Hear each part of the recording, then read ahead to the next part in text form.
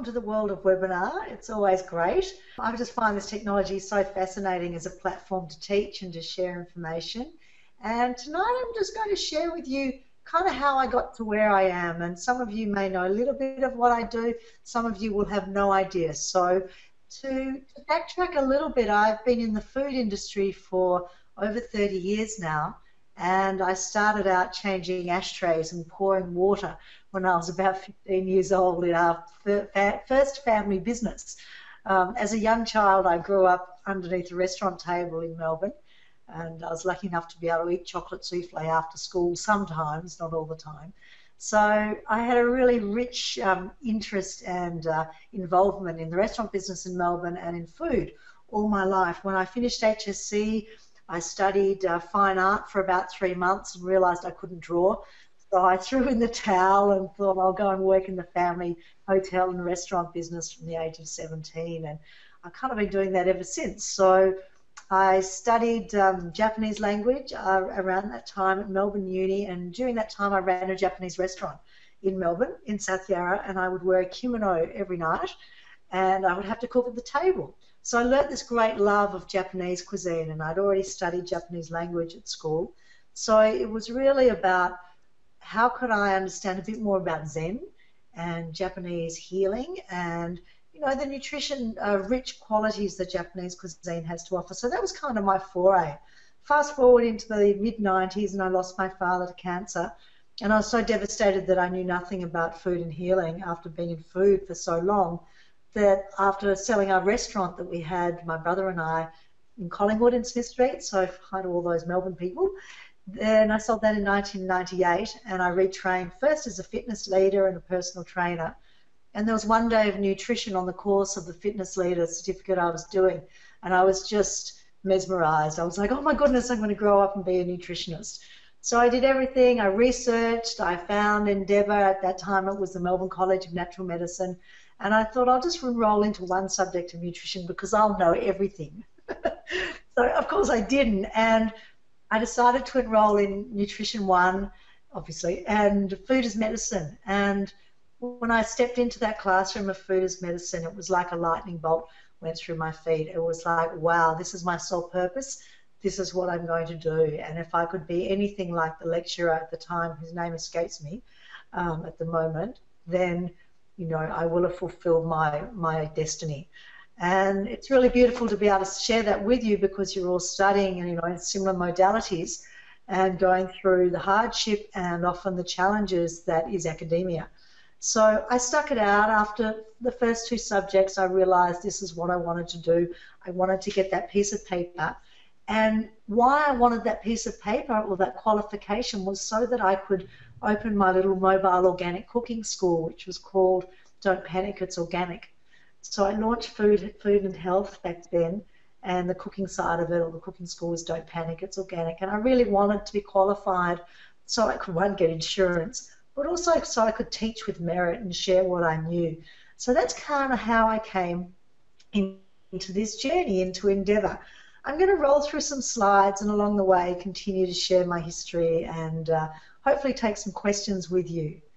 So I think the technology is working. I'm just going to move into what my business essentially is. So this is my brand statement. So if you're starting out and you're not in private practice yet, or you're thinking about a business, or perhaps you're wanting to develop a product, then there are 2 things I really want you to do.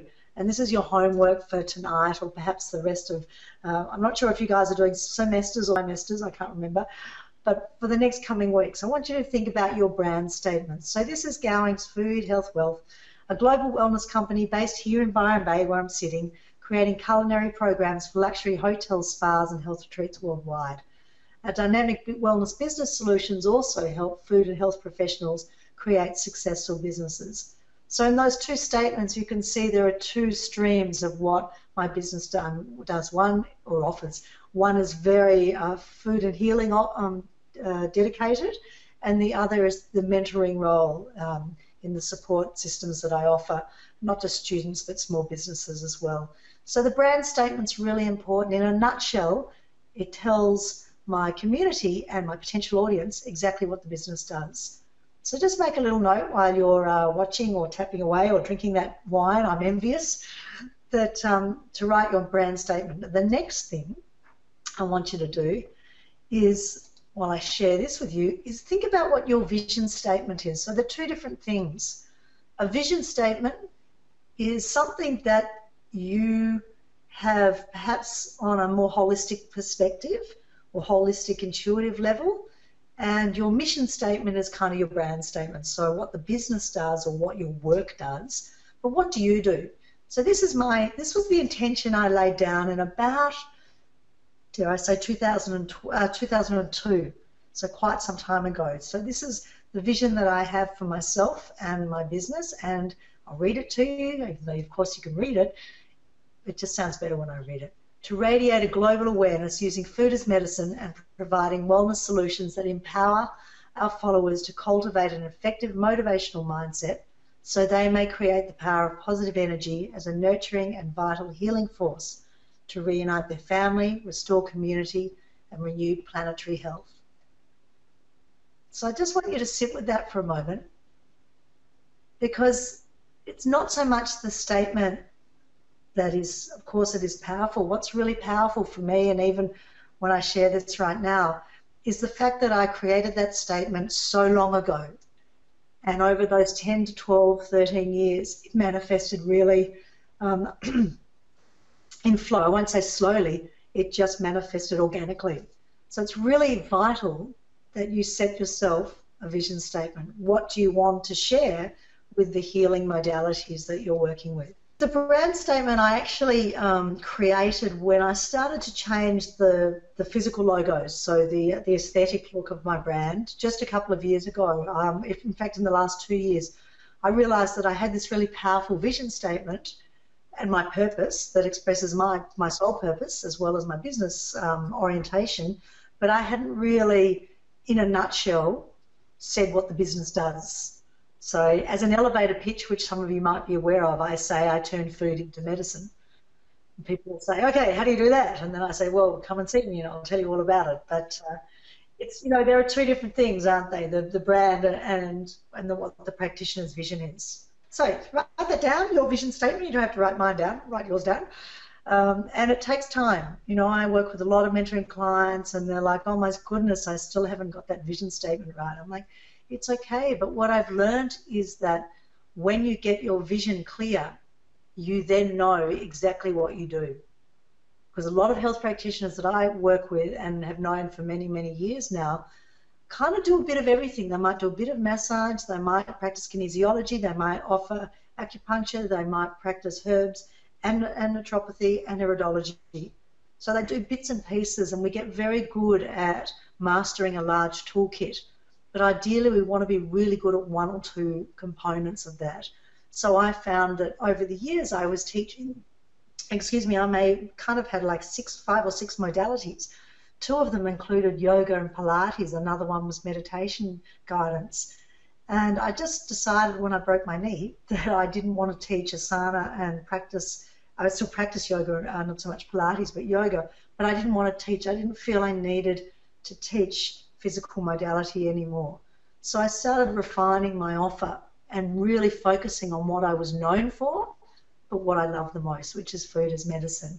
So if you're oscillating and you're juggling a couple of different modalities, and I know that your degrees and advanced diplomas and so forth teach all of those units, or some of those units, then when you qualify and when you graduate, or if you have graduated, think about the ones that really work for you.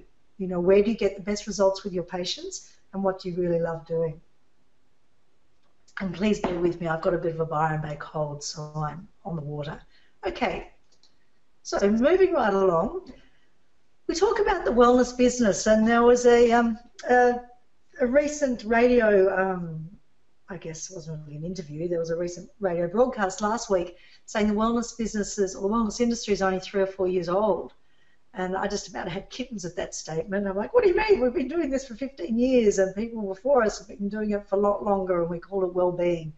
So the wellness business is here to stay, and it's really important that we celebrate our duty of care as health practitioners, as qualified and in the process of becoming highly qualified health practitioners, that we uphold the integrity of the industry.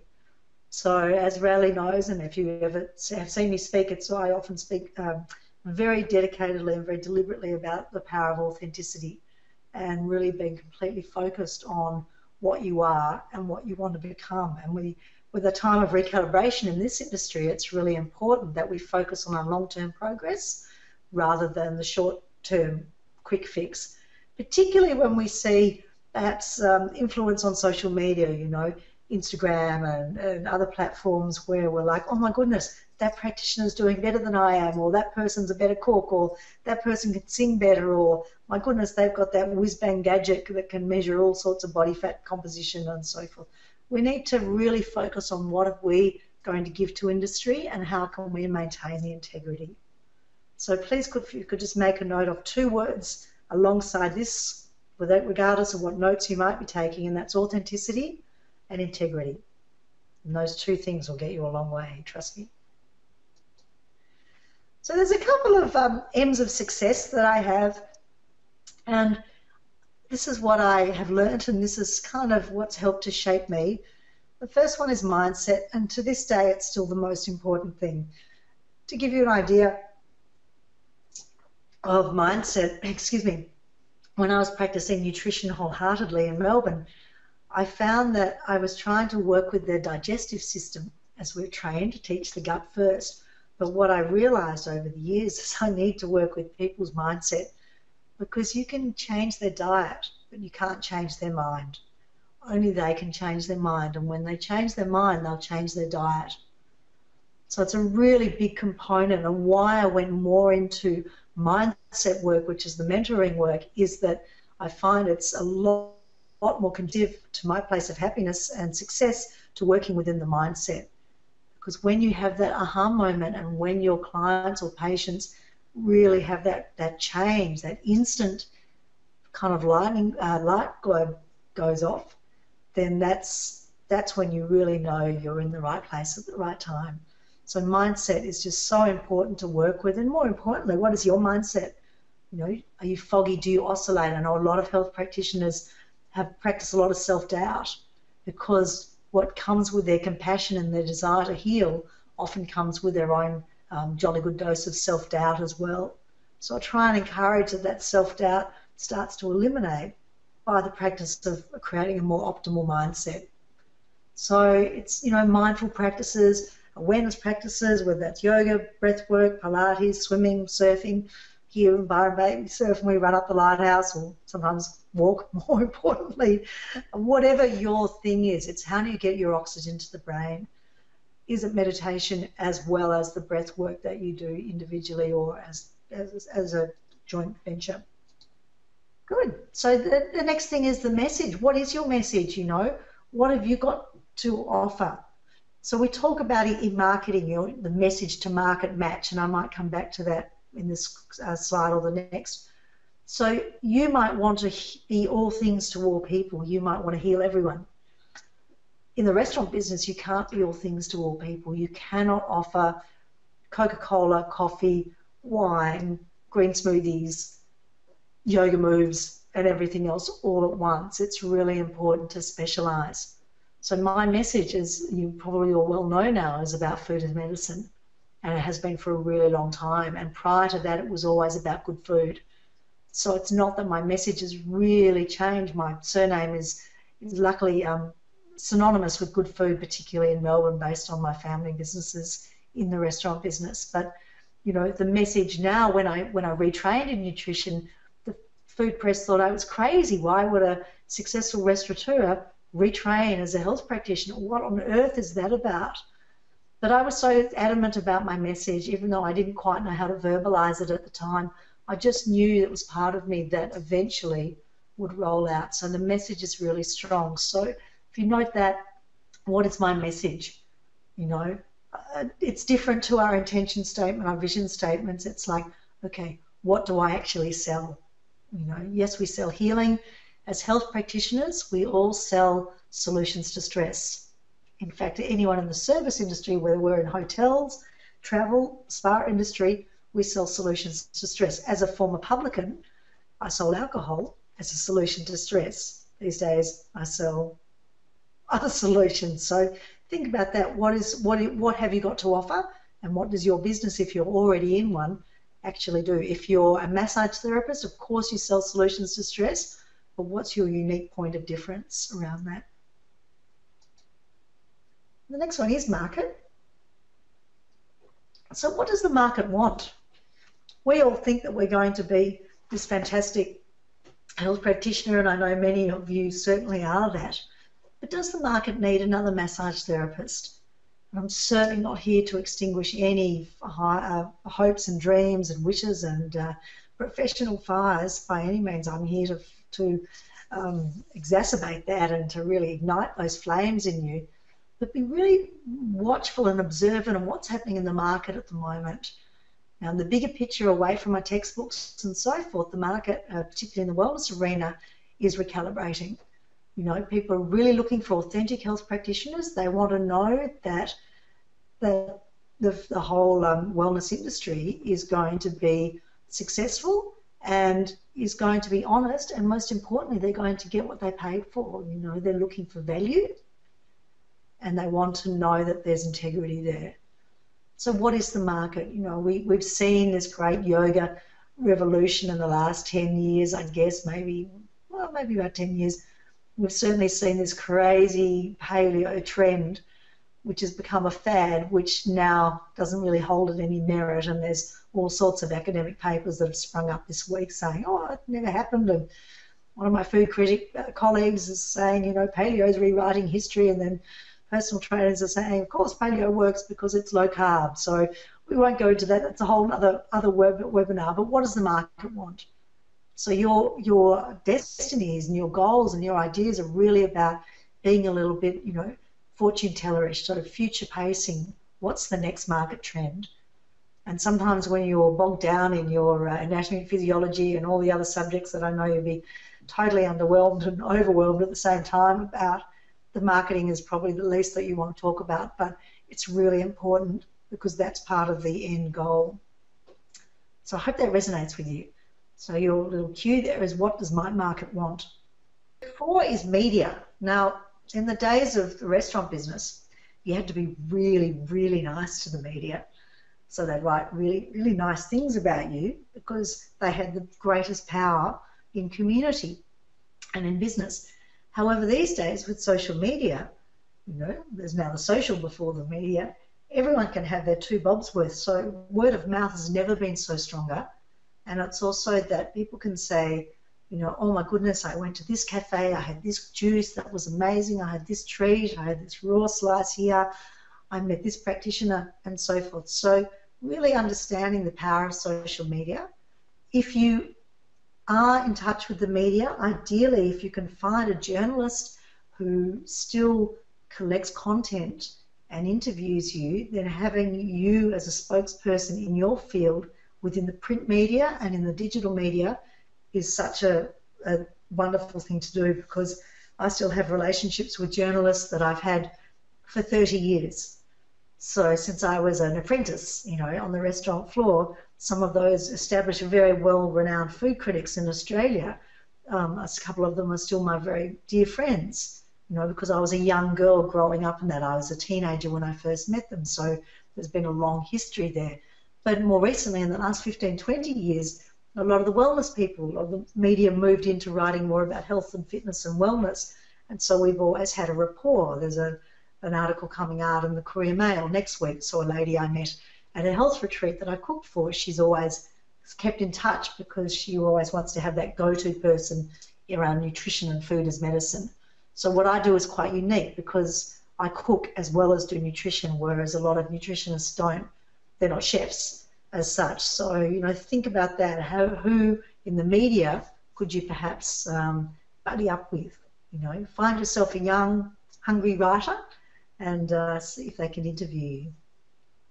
Number 5 is mentors. Get yourself a mentor. It might be one of your supervisors, it might be someone that's mentoring you in the clinic if you're doing student clinic. It might be your parents, it might be your big brother or your best friend or someone like that to start with. As you progress, then find someone that's had more experience than you. You know, one of my mentors over the years, I was actually a patient of him, and he's an osteopath. So he taught me anatomy and physiology way back when, I think the first or second year, I can't remember. But he is a doctor of osteopathy, and so I saw him when I was living in Melbourne for years to work on scar tissue from road trauma that I'd had as a teenager.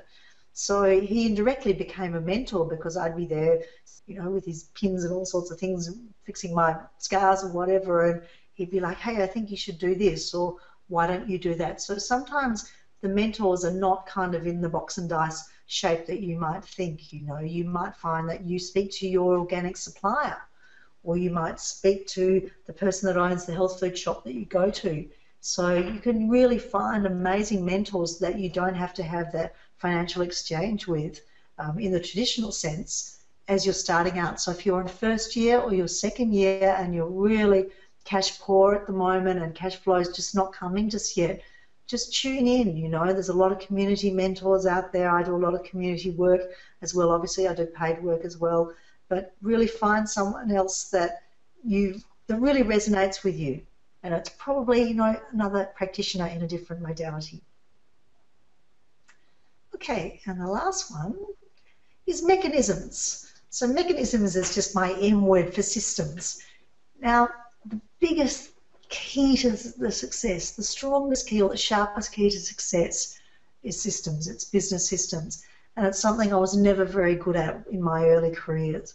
I was like, oh yeah, that, you know, someone else will do that. I'll do the fun stuff, the creative stuff. I'll book the bands, I'll write the menus, and I'll do the advertising and make everything look really pretty and fluff up the cushions and make sure the wine glasses stems are this long and not this long, etc., etc. My brother, whom I ran the Grace Darling Hotel with, is very financially oriented and very, very good at business systems. So we're a great match, and we always worked really well together. We have wonderful friendship as well as being brother and sister. So as I became more involved when I moved to Byron Bay into trying to strategize and systemize this business that I work with now, I became a lot more interested in the systems behind it. I recently worked, well, obviously in the last 4 years, as an executive chef for a health retreat not far from my home here in Byron Bay. And the biggest success to a great kitchen is kitchen systems. So ordering sheets, recycling if that's available, just recipe development, you know, teaching the other chefs how to be more efficient in the kitchen, wastage, all of those kind of things, rostering, all that kind of stuff that we might think is boring paperwork, but it's so important. If you don't have a head for systems, I strongly suggest you change that if you can, and if you can't, then you must outsource it. So I can barely add up. That's not true. I can add 1 or 2.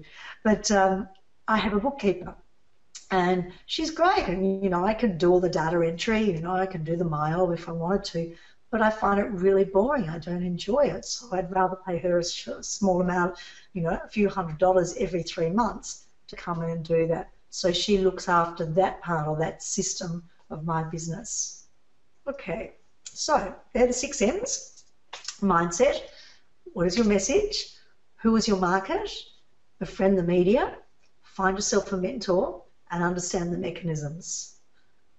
Moving on from there, I'm going to look at just marketing your practice a little bit, because some of you are beginning to open a practice. Some of you are already ensconced in practice. Some of you have no idea what you want to do. So this is around marketing your practice. Now, depends on your modality. I know some of you may be in modalities where you cannot market as freely with testimonials and so forth, but just something to consider. Expect a 1.5 return on your investment. So for every dollar you invest in your website, for example, or your Instagram account, every bit of time, you need to see that return on investment, and it should be about 1.5 for every one. Consider this, that people buy emotionally and not logically. And for all the girls out there, of which I'm sure there's at least 20 or 30, if we've got a huge group attending this tonight, and for all those who are listening when it's not live, have you ever logically bought a new dress accidentally, or a pair of shoes, or perhaps a bag of cacao? So, you know, we buy food emotionally now. We used to buy it really logically, and now we're like, oh my goodness, it's so pretty, or I must have this pomegranate, I've got no idea how I'll open it or what I'll do with it, but I need it because it looks so beautiful. So think about that. You're selling your services to an emotional audience, and obviously they know that they need X, Y, and Z. They need those herbs, they're adrenally burnt out, whatever's going on for them clinically, but there's a lot of emotional key drivers behind that. People like to buy from people, and with these days of the interwebs, the internet, of course, we don't see and touch people as much, but here I am kind of in 3D. So it's really important that you are the face of your brand if that's what you want to do, or you develop almost like a cartoon character or an avatar that is the face of your brand, because they like to know that they've got a relationship. If you've grown up in Australia and you're older than 30, then Vegemite will have been a part of your life. Probably still is if you're only 15, 20, 30, whatever's going on for you.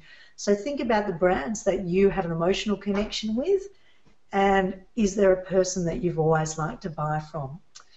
It's really important with the online marketing that we look at repetition and frequency of contact. So for me, I have a newsletter which goes out usually every week, sometimes every fortnight, and it's called The Crop.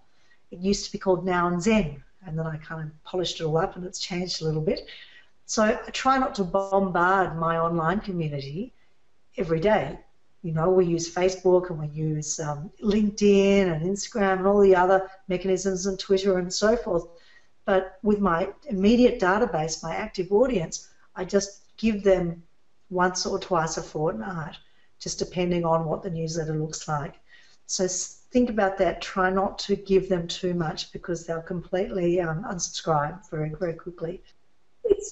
It's usually news driven. So for example, tomorrow, if it goes out Friday, usually Friday morning or Friday afternoon. So the peak time, if this is of interest to you, is usually between 8 and 9 a.m. to send a newsletter on a Friday, well, any day, and 3 p.m. And if you're posting on your Facebook page, not your friend's page, but your work page, the same thing, 9 a.m. and 3 p.m. Usually the hot spots.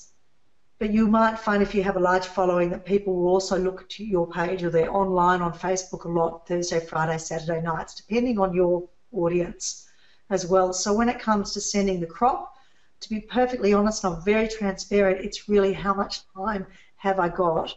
Have I got a great story this week? I have a regular Wednesday post where I feature an inspiring woman, and that's called Rock and Women Wednesdays. So I'll usually post that woman's post and recipe.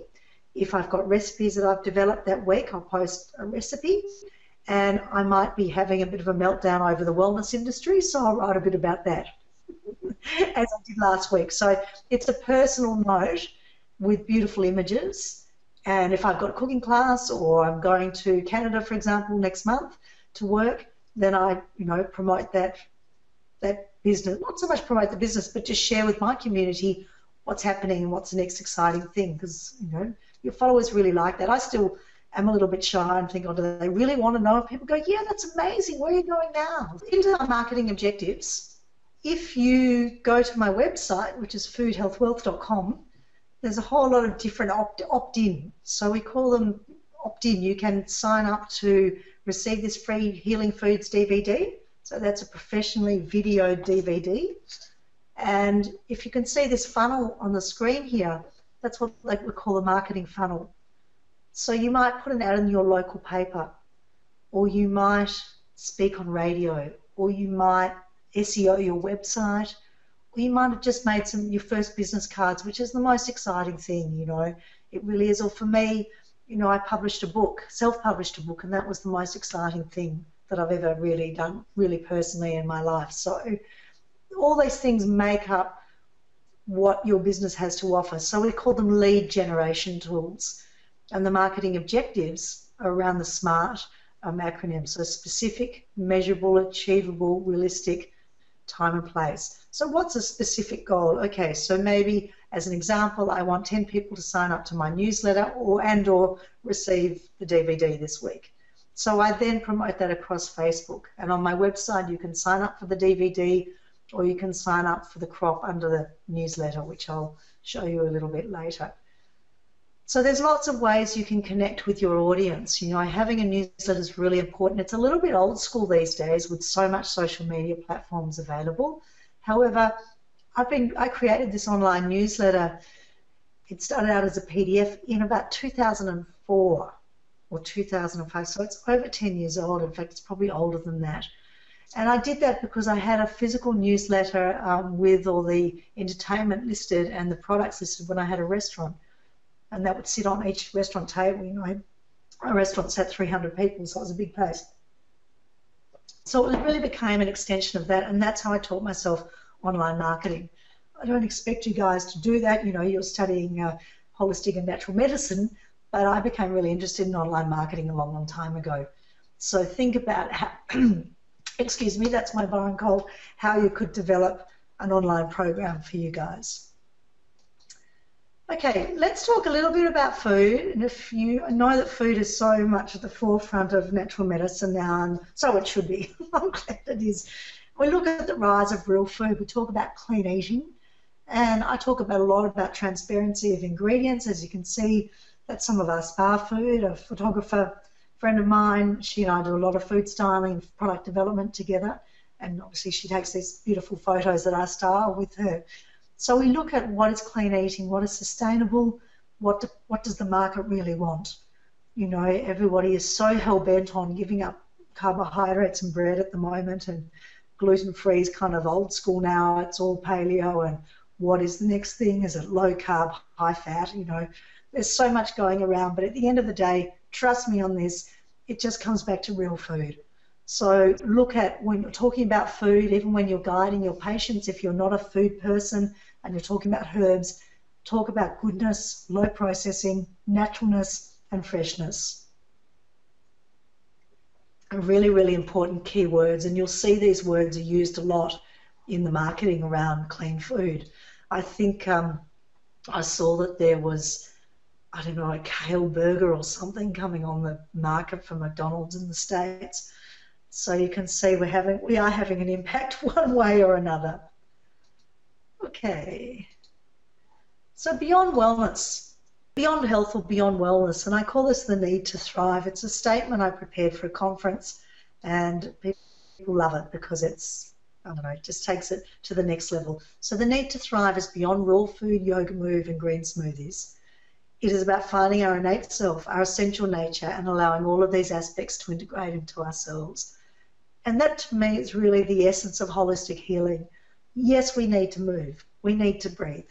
We need to have a more alkaline diet. Most of the time, I have an 80-20 rule. I do what I want to 20% of the time, and then I'm really good for 80% of the time, which is what I love doing as well. So it's about, you know, raw food to a certain extent. But raw food has also become a trend, you know, has a lot of merit, but it's a trend. For me, I need spleen-warming foods. I practice Chinese medicine. That's what I need.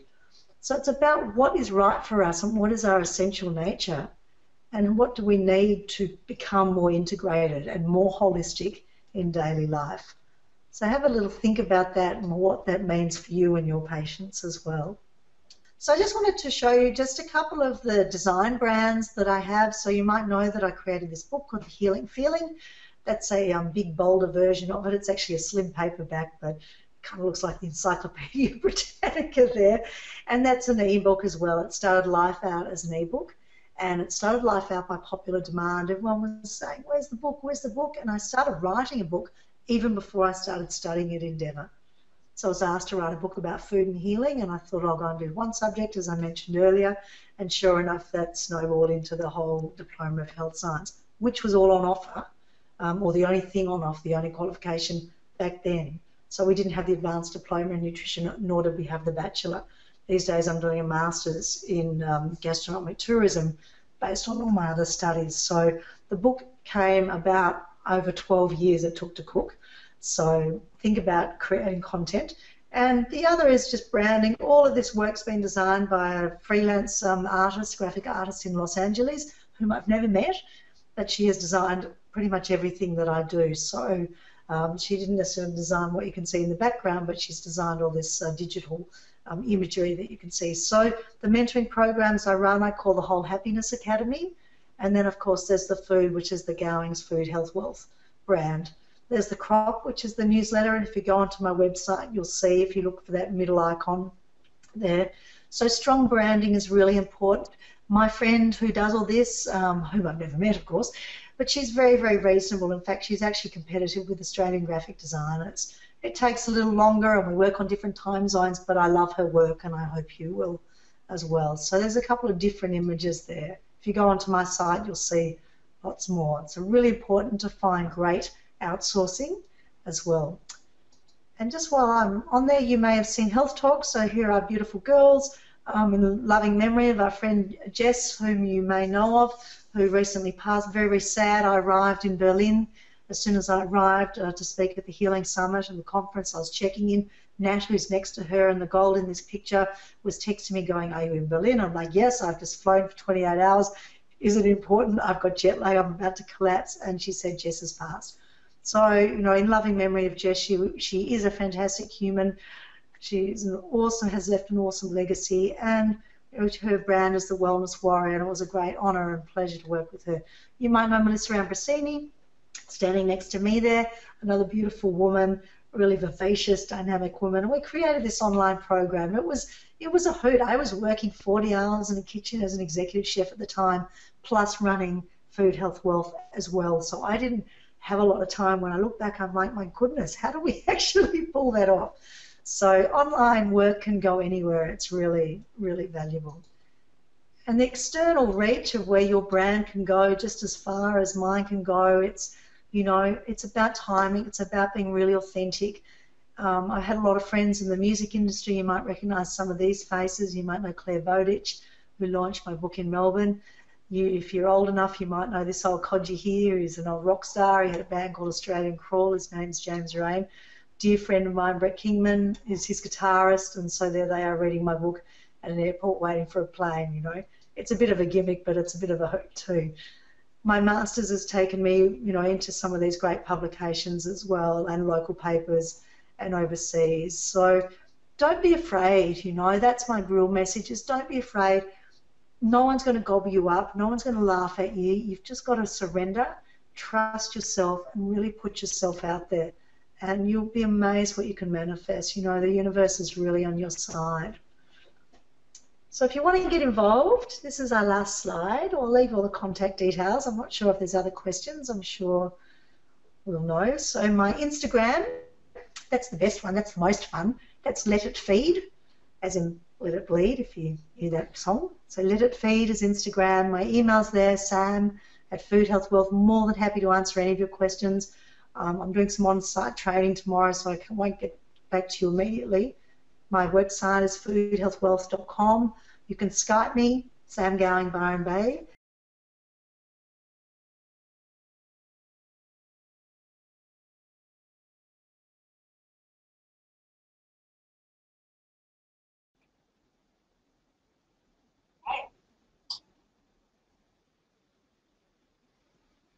Yeah,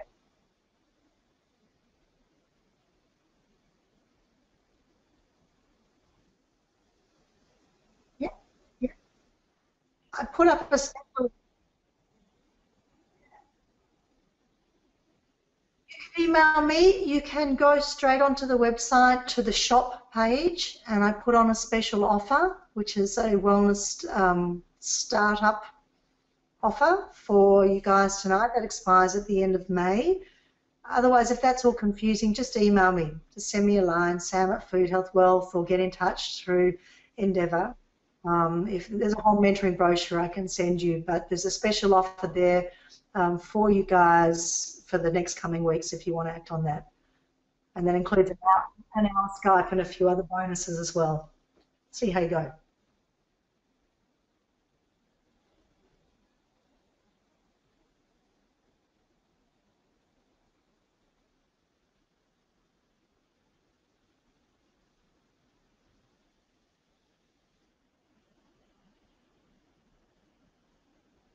Yeah, that'd be great.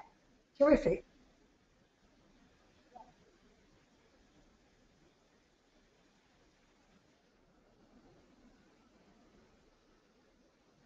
Yes, yes, absolutely. If you go to my let me see, there's just an issue on my website. If you go to YouTube, to Food Health Wealth, the health talks will pop up. So Google YouTube, you know how to get there, I'm sure, and find my channel, which is Food Health Wealth. And if that doesn't work, then just if you go to Health Talks, dedicated website. But if you want to see the cooking stuff and the stuff that I did, all of those videos are on YouTube, on my YouTube channel. Well, yeah.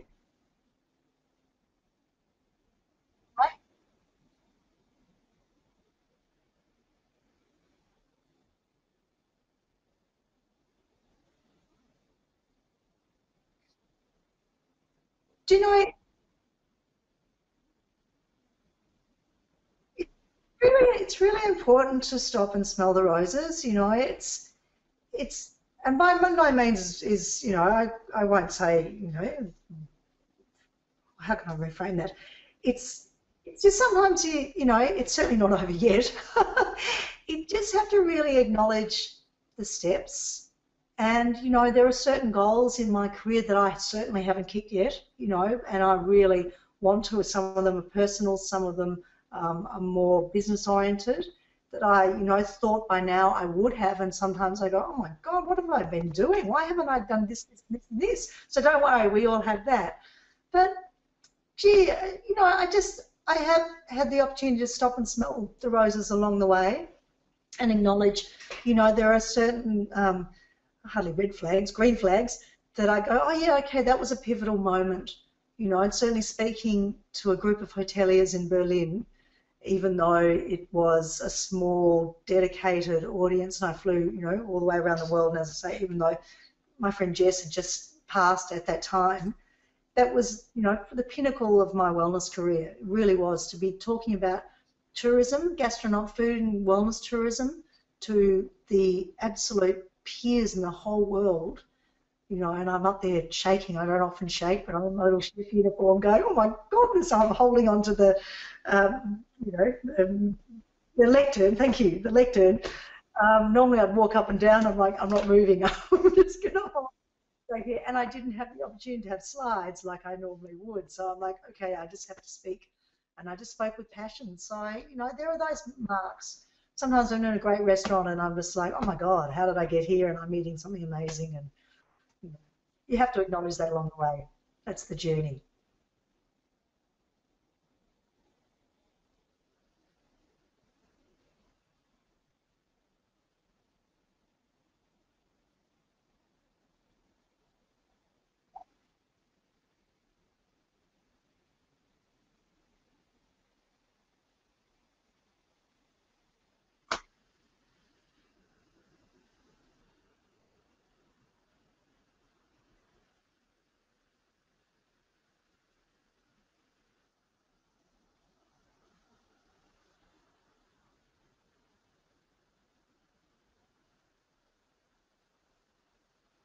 Mm.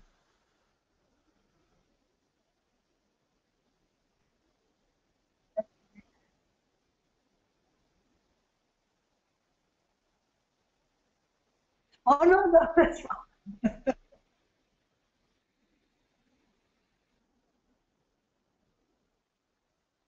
right. The best is yet to come.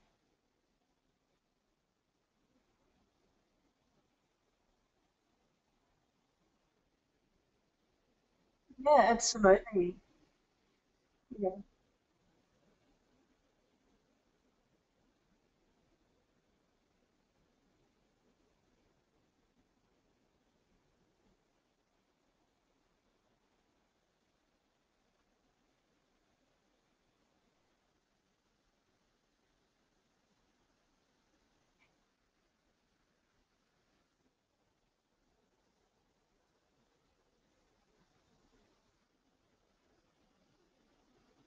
Thank you.